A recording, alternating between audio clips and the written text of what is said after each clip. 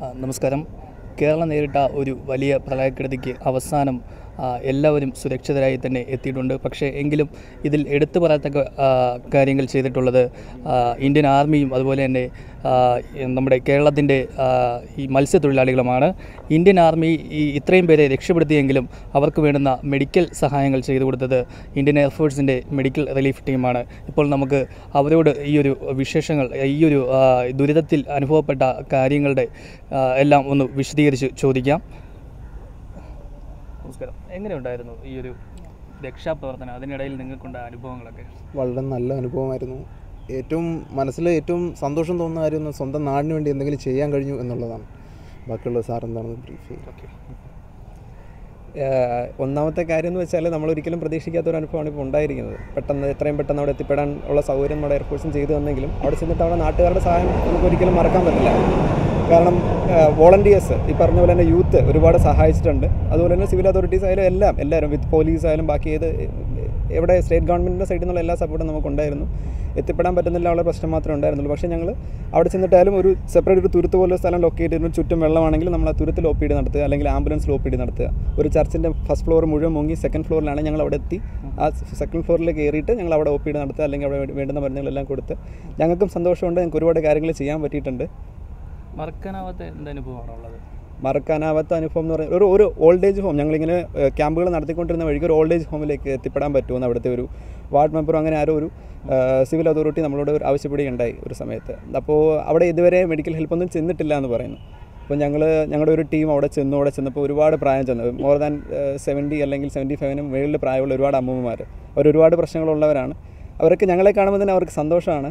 അപ്പോൾ അങ്ങനെ അവിടെ പോയി അവർക്ക് ആവശ്യമുള്ള മരുന്നുകൾ കൊടുത്തു. അവർക്ക് വേണ്ടുന്ന കുറേ കാലമായി അവർ ആ ഒരു ഒറ്റപ്പെട്ട മേഖല അവർക്ക് ഭക്ഷണവും വെള്ളമൊക്കെ എത്തുന്നുണ്ടായിരിക്കും. എന്നിരുന്നാലും ബാക്കി അവരുടെ ആരോഗ്യ പ്രശ്നങ്ങൾ മനസ്സിലാക്കാനൊന്നും ആരും ഉണ്ടായിരുന്നില്ല. അങ്ങനെ ഞങ്ങളോട് ചെന്നു. അവർക്കൊക്കെ ഭയങ്കര സന്തോഷമായിരുന്നു. അതൊക്കെ ഒരിക്കലും മറക്കാൻ പറ്റാത്ത അനുഭവങ്ങളാണ്. തീർച്ചയായിട്ടും. എവിടെയാണ് താങ്കളുടെ വീട്? എൻ്റെ വീട് തൃശ്ശൂരാണ്. ഈ ഒരു കേരളത്തിൽ ഇങ്ങനെ ഒരു രക്ഷാപ്രവർത്തനത്തിൽ ആദ്യമായിട്ടാണോ ഏർപ്പെടുന്നത്? നമ്മൾ ആദ്യമായിട്ടാണ് ഏർപ്പെടുന്നത്. എങ്ങനെ ഉണ്ടായിരുന്നു അനുഭവങ്ങൾ? നല്ല ഐ ഓപ്പണിങ് എക്സ്പീരിയൻസ് ആയിരുന്നു. നമ്മൾ നല്ലോണം കുറേ പഠിച്ചു. നമ്മുടെ നാടിനെ പറ്റി തന്നെ പഠിച്ചു. നാട്ടുകാരാണെങ്കിൽ കേരളക്കാരാണെങ്കിൽ എപ്പോഴും ഒരുമിച്ച് നിൽക്കുന്നു നമുക്ക് മനസ്സിലായി. ആൾക്കാരെല്ലാവരും ഭയങ്കര സ്നേഹത്തോടെയായിരുന്നു പെരുമാറിയത്.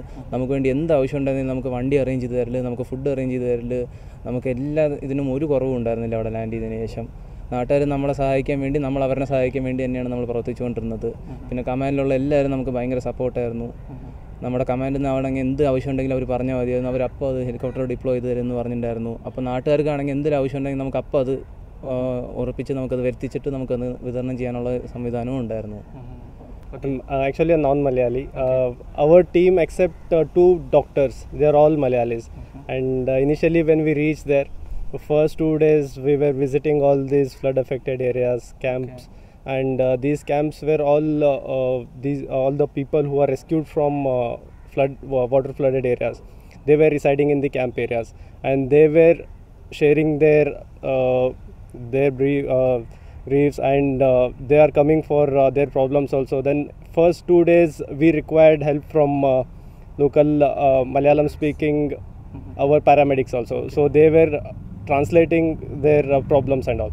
So and next 2 days we were able to learn few of the symptoms, common symptoms which we were coming across, like Paniyundo, Chumeyundo, Kalvalangadi. So these things we were able to learn. And other than normal things, like if they are sharing any stories and all such things, we require translators. Otherwise with bit of Malayalam we were able to manage that, like pair and vs etc. So these things actually we are staying here for long period, but these 2-3 days we were able to learn some Malayalam also. It's a big experience in your life. Yes. അല്ല, ആളുകളുടെ പ്രതികരണം എന്ന് പറഞ്ഞാൽ first നമ്മൾ ചെല്ലുമ്പോൾ അവർ നമ്മളിലേക്ക് ഒത്തിരി പ്രതീക്ഷയോടായിരുന്നു നോക്കിക്കുന്നത്. എപ്പോഴും ഞങ്ങൾ ചെന്ന് കയറുമ്പോൾ അവർക്ക് എന്തോ ഒരു വലിയൊരു റിലീഫ് കിട്ടിയ പോലെയാണ് നമ്മുടെ അടുത്ത് പെരുമാറുന്നത്. ശരിക്കും പറഞ്ഞു കഴിഞ്ഞാൽ അവർക്ക് ഒരു മെഡിക്കൽ ഹെൽപ്പായിട്ട് അതുവരെ ആരും ചെല്ലാത്തപ്പോൾ നമ്മളങ്ങോട്ട് ചെന്നപ്പോൾ അതിനുള്ള സന്തോഷവും നമ്മളെ ഭയങ്കരമായിട്ട് അവർ സ്വീകരിച്ചു. നമുക്ക് വേണ്ട എല്ലാ ഹെൽപ്പുകളും അവിടുത്തെ അവർ തന്നെയാണ് ചെയ്തത്. പിന്നെ ഒപ്പം തന്നെ മറ്റൊരു കാര്യം പറയാനുള്ളതെന്ന് പറഞ്ഞാൽ നമ്മുടെ സുഹൃത്തുക്കൾ ഒത്തിരി പേര് ലീവിലായിരുന്ന ആൾക്കാർ, നമ്മുടെ നാട്ടിലുള്ളവർ തന്നെ ലീവിലുള്ള ആൾക്കാർ, എയർഫോഴ്സിൽ നമ്മുടെ പാരാമെഡിക്സ്, അവർ വോളണ്ടിയറായിട്ട് നമ്മളോടൊപ്പം പ്രവർത്തിക്കാനായിട്ട് നമ്മളോടൊപ്പം ചേർന്നിട്ടുണ്ടായിരുന്നു. അവരും ശരിക്കും പറഞ്ഞാൽ ഇവിടെ ഈ മെഡിക്കൽ ഹെൽപ്പ് അതൊരു വിജയമാക്കി മാറ്റാനായിട്ട് അവരുടെ ഒരു ഹെൽപ്പും നമുക്ക് ഭയങ്കരമായിട്ട് അത് ഹെൽപ്പ് ചെയ്തിട്ടുണ്ട്. ഓക്കെ, എങ്ങനെയുണ്ടായിരുന്നു ഈ ഒരു പറയുകയാണെങ്കിൽ നാട്ടുകാരുടെ സപ്പോർട്ടായിരുന്നു വളരെ കൂടുതൽ. പിന്നെ ഗവൺമെൻറ് ഒഫീഷ്യൽസ്, ഞങ്ങളുടെ കമാൻഡിലുള്ള PMO സാറ് എല്ലാവരും നല്ല സപ്പോർട്ടായിരുന്നു. അതുകൊണ്ട് ഞങ്ങൾക്ക് എല്ലാം എത്തിപ്പെടാൻ പറ്റാത്തത് എത്തിച്ചെല്ലാൻ പറ്റി. വോളണ്ടിയേഴ്സ്, അവിടെ ഓരോരോ ലോക്കൽ സ്ഥലങ്ങളിലെ വോളണ്ടിയേഴ്സ് ഞങ്ങളെ കൊണ്ടെത്തിച്ചു. വള്ളത്തിലായാലും ഇപ്പോൾ ടോറസിലായാലും ഞങ്ങൾ ഫസ്റ്റ് ഫ്ലോറിലെന്ന് പറഞ്ഞു കഴിഞ്ഞാൽ അല്ലാതെ കയറാൻ പറ്റില്ല. ഇപ്പോൾ വെള്ളം ഇത്രയുണ്ട്. അപ്പോൾ അത് കഴിഞ്ഞിട്ട് ഞങ്ങൾ ഫസ്റ്റ് ഫ്ലോറിൽ ടോറസിൽ നിന്ന് ഡൈവ് ചെയ്ത് കയറി. അപ്പോൾ അങ്ങനെയുണ്ട്. പിന്നെ വള്ളത്തിൽ പോകാൻ പറ്റാത്തടത്തെല്ലാം ഞങ്ങൾ എത്തുന്നിടത്തെല്ലാം എത്തിപ്പെടാൻ പറ്റുന്ന എത്തി. പിന്നെ ഫസ്റ്റ് സപ്പോർട്ട് ഞങ്ങളാണ് കൊടുത്തതെന്നുള്ളൊരു സാറ്റിസ്ഫാക്ഷൻ ഉണ്ട്. തീർച്ചയായിട്ടും. എങ്ങനെയുണ്ടായിരുന്നു? വളരെ നല്ല എക്സ്പീരിയൻസ് ആയിരുന്നു. ഒരുപാട് പേരെ കാര്യമായിട്ട് ട്രീറ്റ് ചെയ്യാൻ പറ്റി. പ്രത്യേകിച്ച് നമ്മളെല്ലാം മലയാളീസ് ആകുമ്പം അവർ നമ്മുടെ നല്ല രീതിയിലാണ് അപ്രോച്ച് ചെയ്യുന്നത്. മനസ്സിലായില്ലേ? അവർക്ക് ഈസിലി അപ്രോച്ച് ചെയ്യാൻ പറ്റുന്നൊരു ഇതായിരുന്നു.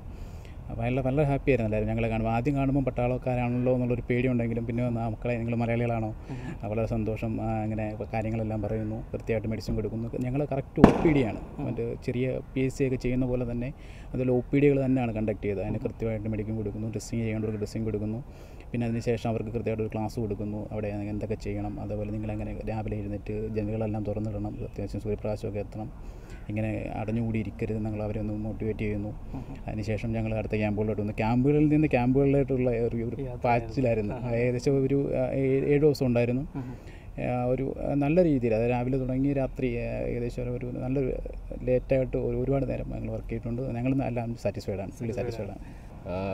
Like sir said, it's a good strategy. We have been swift and very small medical teams having our own medical store, so we are quite mobile. 2 doctors and 4 medical assistants were there. So we came across a call in Alandurthi, one place called Alandurthi, where one island is completely isolated from the rest of the mainland. So they were deprived of food, and they don't have nobody has conducted any medical camp over there. They were in need. When we got this call, we took a call and we approached some of the civilian over there who is having some kind of small boat with them. Since we are having medical stores which are mobile, we put ourselves in that boat. We reached that island, and at that place we conducted some camp. And after that, we came to know the people are not having sufficient food. Also, they are not getting any food by heli drop as well. At the same time, one of the medical officers sent the coordinates to the local authorities, HDMA, and they have coordinated with the Air Force. And after 1 or 2 hours, we got a call that the food also dropped over there by heli. That was one of the good experience, and that's how we helped out the people over there. And the idea of having the Malayalis in our team, that was the best thing. And they were the people who are leading us, though we are the doctors. The paramedics with us, they are big help with us.